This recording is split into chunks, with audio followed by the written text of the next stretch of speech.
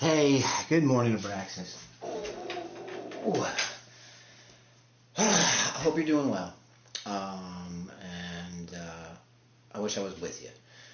And the point of this video is I owe you an enormous apology. And I owe you an explanation and an apology. And you're old enough now, I think, where you can understand it. And the main thing, the first thing I want to say in all this, before I apologize, is, and I've said this before, but it's not your fault that I'm not in your life. And I want to emphasize on that because you're just a child who's learning. You came into this world, you're brought into this world. You didn't ask to, but God bless, you were. And you didn't ask for any of this, and you don't have control over it.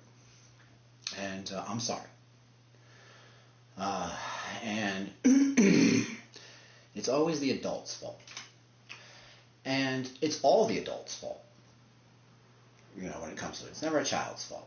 Children don't know what they're doing wrong. Adults do. We know what we're doing wrong. And I know what I did wrong, and I have to apologize to you for my part in this. And when you were very young, and, me and your mom were splitting up because, that happens. No one's wrong for not wanting to be in a marriage.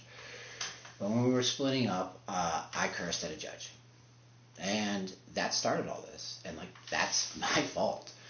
I was just upset because the judge was saying that I wasn't going to be able to see you for a little bit while he was figuring something out. And he's not allowed to do that. But I cursed at him. And I'm sorry. That was foolish. And I've learned a lot from that. And I've learned that didn't help. That hurt. And even I was really upset because he was saying, I can't see you. I couldn't see you. All this led to is me not being able to see you more when I cursed at him.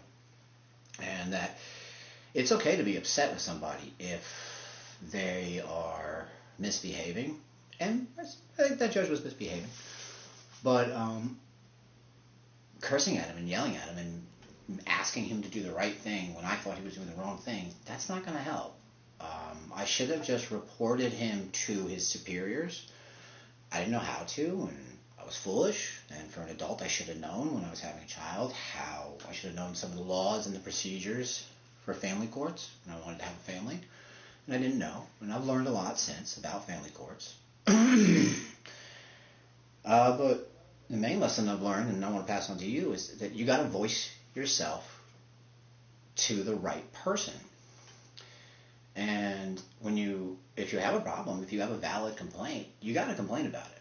I'd say the worst thing to do is to not complain if you're being abused. If you feel like you're being abused or someone's doing the wrong thing, the worst thing to do is not complain. But complaining to the person who you think is doing the abusing probably isn't going to help. So it's about complaining to the right person, and I didn't. And I caused a huge problem because I got upset in court, and that's really it. I got upset, and I didn't think, and I lost my cool, and it started a whole series of events that led to me not seeing you for this long. And that's my fault. And I started it. And that's the first thing I'm going to tell you in reunification therapy when we go. Because I owe you that. And I'm going to be apologizing for this for my whole entire life. I missed 9 years of your life. I'm just about here. And well, now, but I've missed, about 7 of them. And I was there in the beginning. I was there at your birth. I was changing your diapers and raising you and your brother.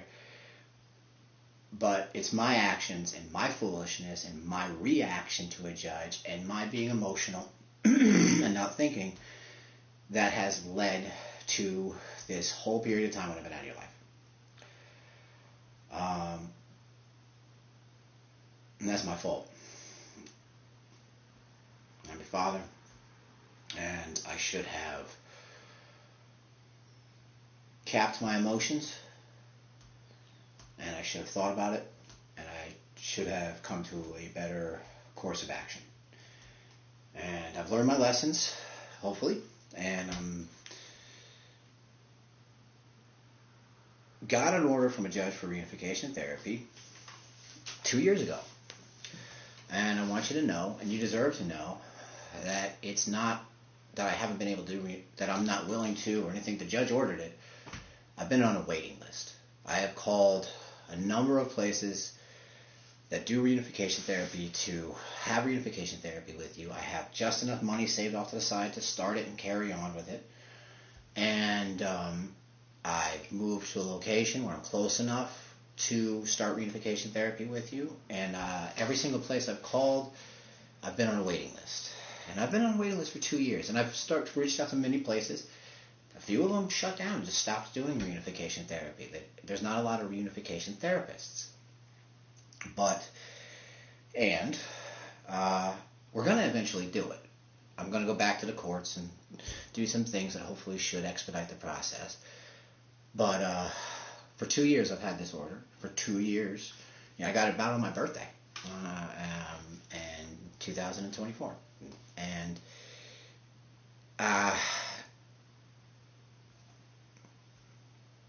I've been trying ever since. But when we start reunification therapy, whatever they say, I know the first thing that I owe you, and I'm going to owe you this throughout your whole entire life, is an apology for this. This is not your fault.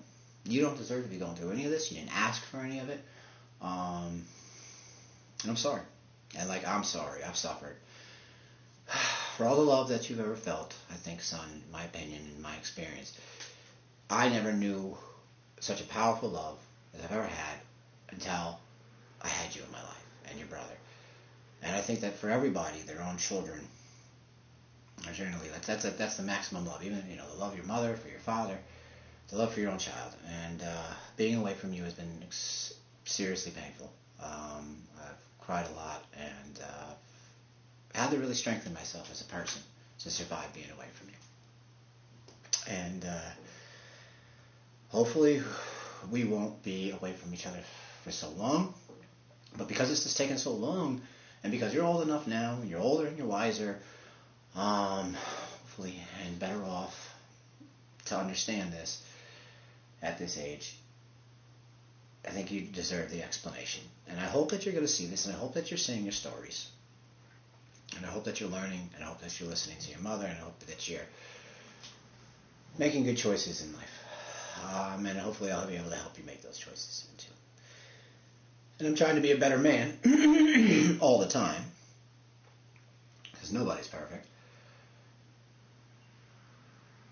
And part of that is apologizing for your part in mistakes and wrongdoings. And son, I'm sorry.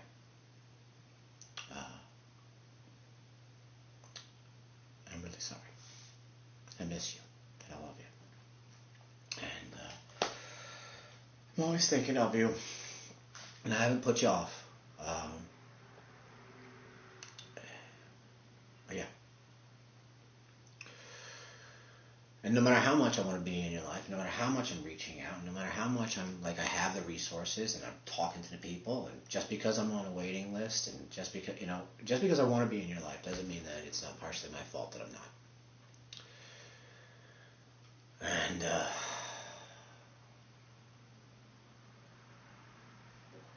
And I regret it, and I'm sorry, and I love you. I'm always thinking of you in your best interest, and you have a right to know that too. And hopefully we'll see each other soon, and we can learn about each other. And I love you. I don't really know how to end this. It's not going to end. Like I said, that's the first thing I'm going to do with you when I see you. Let's give you this apology, if you haven't seen it yet. So I love you. I'm going to keep reading to you, and I'm going to keep making efforts to be in your life. I've never given up on that. All right, son. Get to reading a story.